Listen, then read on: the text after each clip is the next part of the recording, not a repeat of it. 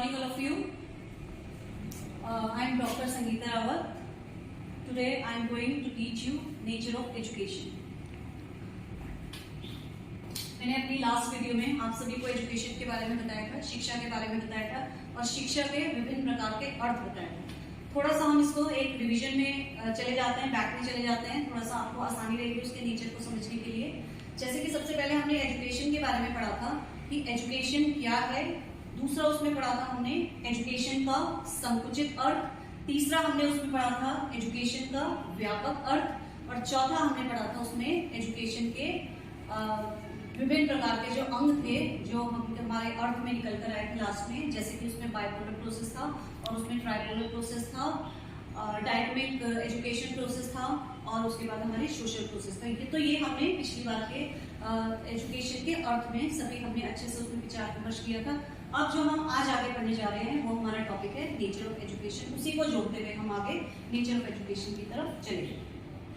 तो नेचर क्या है, प्रकृति क्या होती है किसी भी इंसान की। अगर हम आपस में ही बात करें कि किसी की प्रकृति से हम उसके बिहेवियर को जानते हैं कि वो चीज कैसा होगा। अगर हम किसी व्यक्ति के बारे में बात करें, अगर हम किसी बच्चे के बारे में बात करें या किसी बड़े के बारे में बात करें, हम अक्सर कहते हुए पाए जाते हैं कि उस व्यक्ति का या उस बच्चे का जो है बिहेवियर बहुत अच्छा है। जब हम किसी के बिहेवियर को अच्छे से जानते हैं तो हमें आधे से ज्यादा चीजें उसकी तभी पता चल जाती है कि इसका बिहेवियर ऐसा है तो ये ऐसे काम करने के लिए बिल्कुल उपयुक्त होगा। अगर इसका बिहेवियर अच्छा है तो इसका मतलब है कि हम अगर इसे जो काम करेंगे, एक्सपेक्टेशन अगर हम उससे कुछ करते हैं तो हम जो है उसको पूरी कर सकते हैं, ऐसा हम सोच सकते हैं उसके बिहेवियर को देखते हुए।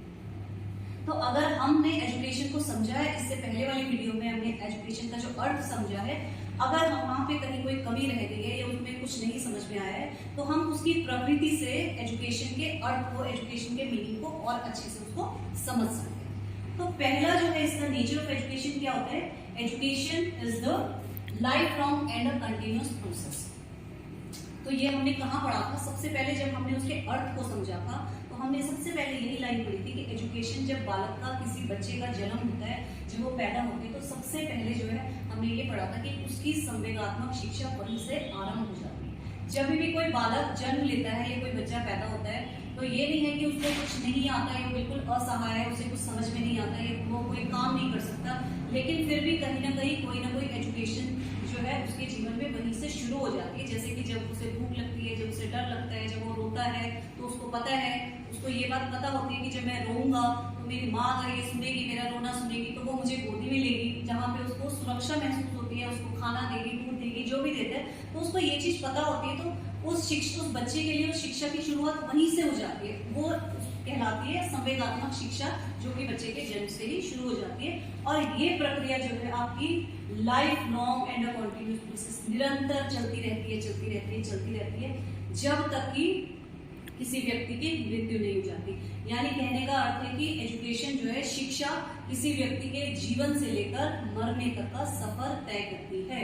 कॉन्टिन्यूअस प्रोसेस मतलब निरंतर मतलब पहले छोटा बच्चा है वो अपने घर में शिक्षा लेता है, अपने पेरेंट्स से लेता है, अपने रिलेशंस जो भी है और जो उसके आसपास के दोस्त हैं उसके उनके कांटेक्ट में आने वाले जो रिलेटिव्स होते हैं, उनके पेरेंट्स होते हैं और जो थोड़ा बाहर खेलने जाते हैं उसके दोस्त होते हैं, अपने आस पड़ोस में वो जाता है। फिर धीरे धीरे करके उसका स्कूल में एडमिशन होता है, फिर जब उसका स्कूल में एडमिशन होता है वो वहां से शिक्षा लेता है। स्कूल पूरी करने के बाद 4th, 5th, 6th, 7th, 8th, 9th, 10th करेगा, 10th के बाद वो 12 करता है, 12 के बाद फिर वो कॉलेज में जाएगा, कॉलेज के बाद फिर उसका इंटरेस्ट होगा कहीं वो अच्छी यूनिवर्सिटी में पढ़ने जा सकता है, यूनिवर्सिटी के बाद फिर उसका मन होता है कि मैं कुछ और अच्छा करूं, कहीं अगर उसकी जॉब लग जाती है तो वहां पे इंक्रीमेंट लगने के लिए या प्रमोशन करने के लिए फिर वो कोई अच्छा कोर्स करता है। तो इसी तरीके से लाइफ में हमारी जो एज है वो कोई मैटर नहीं करती, हम जहां पर भी जाते हैं। जैसे अभी आप लोग बीएड कर लो तो ये नहीं है कि आपको नौकरी मिल जाएगी तो आप बीएड को करके यहीं पे पढ़ाई छोड़ दोगे, उसके बाद आपका मन करेगा आप एमएड कर लो अपने इम्प्रूवमेंट के लिए, उसके बाद आपका मन करेगा आप पीएचडी कर लो, फिर आपको लगेगा नहीं अभी नेट भी करना जरूरी है, उसके बाद आपको लगेगा किसी चीज में हम रिसर्च कर लें। तो ये पढ़ाई जो है ये नॉन स्टॉप है, अनलिमिटेड है, इसका कोई अंत नहीं है। आप अपने मरने तक, लास्ट मोमेंट तक लाइफ के जो है शिक्षा को ग्रहण कर सकते हैं। तो ये इसका पहला नेचर है, education is a life long and a continuous process. ठीक, अब हम आते हैं दूसरे point, education is purposive. Education जो है वो उद्देश्यपूर्ण प्रक्रिया है। हम अपनी लाइफ में कुछ भी काम करते हैं वो बिना उद्देश्य के नहीं करते। आप लोग अगर आज यहाँ पे बीएड करने के लिए आ रहे हो, पढ़ने के लिए आ रहे हो, तो सब लोगों का कोई ना कोई उद्देश्य है। बहुत सारे आप में से ऐसे हैं जो कि कहीं ना कहीं स्कूल में टीचिंग कर रहे होंगे, लेकिन जैसे कि आपको पता है कि टीचिंग के लिए बीएड का होना जरूरी है। अगर जरूरी नहीं होता तो आप शायद बीएड ना करते। बहुत सारे लोगों को पता है कि गवर्नमेंट जॉब पाने के लिए टीचिंग में आपको बीएड करना जरूरी है। तो आपका उद्देश्य क्या है कि आप बीएड करें और नौकरी में लगे। जब आप नौकरी में लग जाते हैं तो आपका उद्देश्य क्या है, और नौकरी में लगने का उद्देश्य भी क्या है कि आप पैसा कमाएं। पैसा ही तो कमाना है। पैसा कमाने का क्या उद्देश्य है कि आप एक लग्जरियस लाइफ जिए, अच्छी लाइफ जिए, आपके इंडिपेंडेंट बने, आप अपने जो भी होते हैं अपनी फैमिली को चला सकते हैं, अपनी फैमिली के खर्चे पूरे कर सकते हैं, अपनी जीविकोपार्जन अर्न कर सकते हैं। अर्निंग के लिए तो है। जैसे कि आपके पेरेंट्स भी हैं, तो आपको पता है आप बचपन से लेके बड़े होने तक अपने पेरेंट्स को क्या देखते हैं कि हमारे पेरेंट्स जो है रोज सुबह जाते हैं, तैयार होकर नौकरी करने जाते हैं, फिर शाम को वो घर आते हैं। दिन भर वो मेहनत करते हैं। किस उद्देश्य के लिए जाते हैं कि वो उनको पता है कि हर महीने उनको तनख्वाह मिलेगी और उस तनख्वाह से ये जो भी सैलरी उनको मिलती है वो अपने परिवार का, अपने घर परिवार का घर चलाते हैं, जीविकोपार्जन करते हैं, आपको पढ़ाते हैं, लिखाते हैं, और भी जो खर्चे होते हैं लाइफ में, जो डेली वाले जीविकोपार्जन के लिए जो भी आपके खर्चे होते हैं, खाना है, पीना है, कपड़े है, रहना है, किराया है, ये सब चीजों की पूर्ति उस सैलरी से होती है। तो आपके दिमाग में कहीं ना कहीं ये सेट हो जाता है कि हम जो पढ़ाई कर रहे हैं, हम भी कहीं ना कहीं जो है कुछ कमाने के लिए, कुछ अर्न करने के लिए जो है हम इस पढ़ाई को करेंगे, और करनी भी चाहिए, और मेहनत करेंगे और अपने इस उद्देश्य को पूर्ण करेंगे। क्योंकि लाइफ में हम कुछ भी काम करते हैं उसका कोई ना कोई पर्पस होता है। आप लोग यहाँ आते हैं, आपका कोई पर्पस है। मैं यहाँ पे जॉब कर रही हूँ, मेरा कोई पर्पस है। हमारा मैनेजमेंट यहाँ पे बैठा है, उनका कोई पर्पस है। हमारे जो कॉलेज के ओनर है उनका भी एक पर्पस है कि वो इस धीरे धीरे करके कॉलेज को आगे बढ़ाएं, धीरे धीरे करके इसको यूनिवर्सिटी बनाए, धीरे धीरे करके ग्रो अप करें। तो हर किसी के किसी न किसी काम का कुछ न कुछ एक पर्पस होता है। बिना उद्देश्य के कोई भी काम नहीं होता। जैसे कि हमारी लाइफ है, हमारी लाइफ का भी एक उद्देश्य है। हम कहते हैं ना कि अगर आप लोगों का जीवन में कोई उद्देश्य नहीं है तो आपकी लाइफ जो है बेकार है। ठीक है, तो इसीलिए जो है कोई भी काम जो है बिना पर्पस के नहीं होता। तीसरा पॉइंट आता है हमारा, education is the social process. अब हम कहाँ रहते हैं, हम समाज में, हमसे ही मिलकर समाज बना है। तो क्या है, शिक्षा जो है हम सभी को, या अगर हम एक बच्चे की बात करें तो जब बच्चा जन्म लेता है तो वो समाज में प्रवेश करता है, और समाज में समायोजित करने के लिए शिक्षा भी उसे सभी चीजें सिखाती है। समाज में कैसे रहना है, कैसे बिहेव करना है, बड़ों से कैसे बिहेव करना है, अपने आप को एनवायरनमेंट में कैसे एडजस्ट करना है। जो वो नए स्कूल में जाएगा उसे कैसे एडजस्ट करना है, उसको नए फ्रेंड्स मिलेंगे उनके साथ कैसे एडजस्ट करना है, उनके घर में रिलेटिव्स आते हैं उनके साथ कैसे एडजस्ट करना है, कैसे अपने आप को प्रेजेंट करना है उनके आगे। तो ये सारी चीजें जो है हमें सोसाइटी, हम समाज में रहकर सीखते हैं। तो इसीलिए हम इसको सोशल प्रोसेस कहते हैं, क्योंकि समाज से क्या है, हम सारी चीजें, एजुकेशन तो हमें मिल रही है, और एजुकेशन हमें क्या सिखा रही है कि कैसी भी परिस्थितियां हमारी लाइफ में आए, या वो एक बच्चे की लाइफ में आए, या किसी बालक की, या किसी बड़े व्यक्ति के जीवन में आए, तो शिक्षा हमें समाज में हर परिस्थिति में ढलने के लिए, समायोजित एडजस्टमेंट करने के लिए हमें जो है सिखाती है कि आपको किस तरीके से समाज के परिवेश में ढलना है। नेक्स्ट पॉइंट आता है हमारा, education is a dynamic process. ये हम पहले भी पढ़ चुके हैं। डायनामिक माने होता है यह एक गतिशील प्रक्रिया है। गतिशील मतलब जिस चीज में या जिस व्यक्ति में, जैसे कोई व्यक्ति रुकता नहीं है, हम कहते हैं ना कि इसके पैरों में चक्र है, ये जो है कभी भी रुकता ही नहीं है, चलता रहता है, चलता ही रहता है, चलता ही रहता है। कि मतलब इसमें गति बनी रहती है। गति मतलब, गतिशील मतलब जो चीज कभी रुके ना।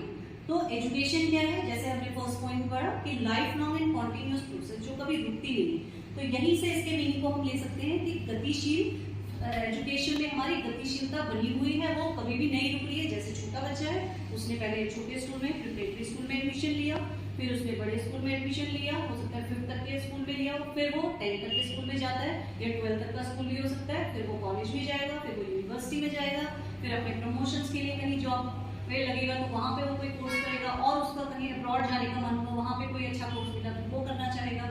तो इसी तरीके से गतिशीलता उसमें बनी रहती है। इसमें अगर हम एक एग्जाम्पल लें तो जैसे हमारा कोरोना का, कोविड का टाइम था, तो उसमें क्या था कि जब हमारी एजुकेशन बीच में थोड़े टाइम के लिए रुक गई थी, लेकिन उस समय भी रुकी नहीं थी। उस समय ट्रेडिशनल प्रोसेस चल रहा था हमारा कि क्या होता था, हम लोग जैसे क्लास में नॉर्मल स्टडीज करते हैं, क्लास में बच्चे आते हैं, टीचर आते हैं, ब्लैक बोर्ड है, चौक है, मार्कर है, डस्टर है, ये सब क्या है, ट्रेडिशनल वे है लर्निंग के लिए। तो ये सब चीजें करते थे। कोरोना के टाइम पे जब हम लोग घर में रहे तो क्या हुआ, हमारी जो एजुकेशन का प्रोसेस था वो फिर भी नहीं रुका। फिर हमारा कैसा चला, ई लर्निंग चली, ऑनलाइन चली। तो ऑनलाइन डायनामिक गतिशीलता बनी रही।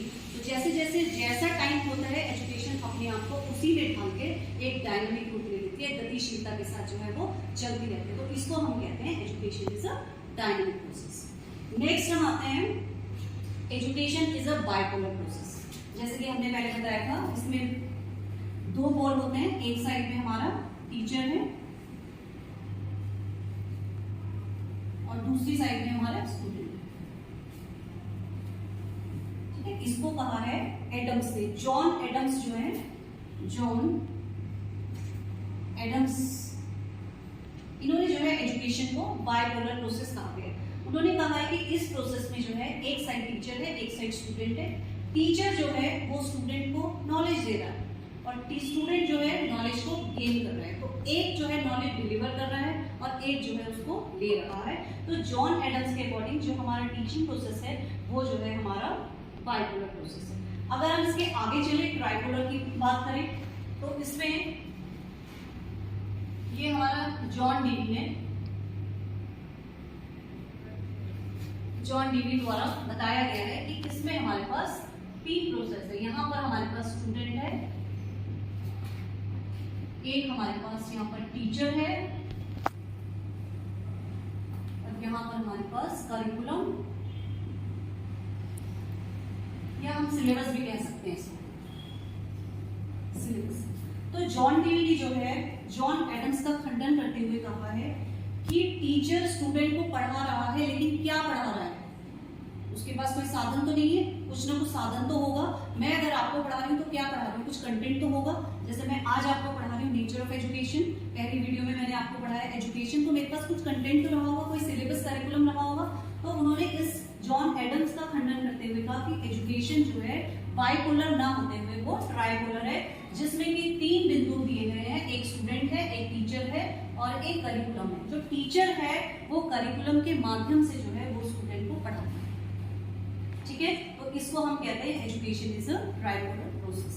अब आते हैं education is the process of development. तो इसमें क्या है, एजुकेशन जो है वो विकास की प्रक्रिया है।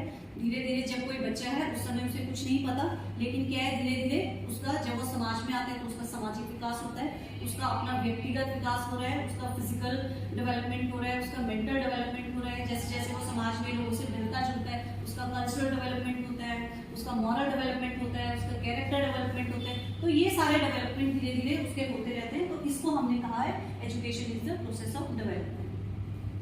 अब आएगा हमारे पास education is the modification of behaviour. अब education behaviour, modification of behaviour क्या है, जिस टाइप का बच्चे का पहले बिहेवियर होता है वो हमें चेंज करना है। जैसे कि बिहेवियर है, बिहेवियर हमारे पास दो तरीके का हो सकता है। एक हमारे पास हो सकता है स्किल्ड बिहेवियर,